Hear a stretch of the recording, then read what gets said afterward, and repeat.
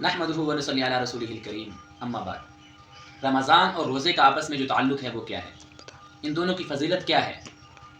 رمضان کے مہینے میں سال بھر کے صغیرہ گناہ معاف کر دیے جاتے ہیں۔ نمبر 2، جو شخص اس مہینے میں وفات پا جائے اس کا حساب نہیں لیا جاتا۔ نمبر 3، روزوں کا جو ثواب ہے وہ بے حساب ملتا ہے۔ نمبر 4، رمضان کے مہینے میں قبروں سے عذاب اٹھا دیا جاتا ہے۔ یہ روزے اور رمضان کی فضیلت ہے۔ آگے روزہ کس چیز سے کامل ہوتا ہے اور کس چیز سے ناقص ہوتا ہے؟ نمبر 1، اگر ہم اپنے روزے کو کامل کرنا چاہتے ہیں تو ان باتوں کا ہمیں خیال رکھنا چاہیے۔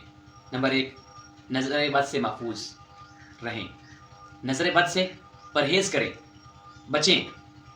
نمبر 2، خواتین بد زبانی نہ کریں۔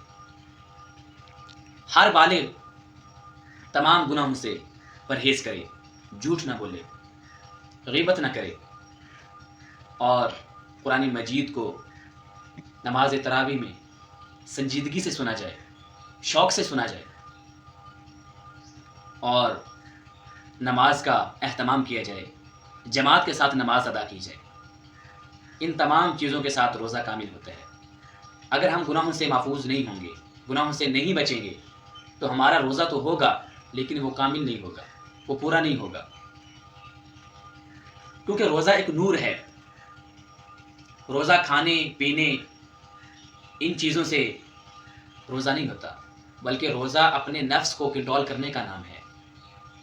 تو ان باتوں کا ہمیں اہتمام کرنا چاہیے۔ جو مومن ایک گناہ کرتا ہے اس کے دل پر سیاہ دھبا لگ جاتا ہے، اگر وہ توبہ کر لیتا ہے تو وہ مٹ جاتا ہے، ختم ہو جاتا ہے۔ اگر وہ توبہ نہیں کرتا تو وہ دھبا لگتا جاتا ہے حتیٰ کہ اس کا سارا دل سیاہ ہو جاتا ہے۔ یہی قرآن نے کہا، کلا بران علی قلوبہم ما کانوا یکسبون۔ تو ہمیں ان چیزوں کا اہتمام کرنا چاہیے۔ بس۔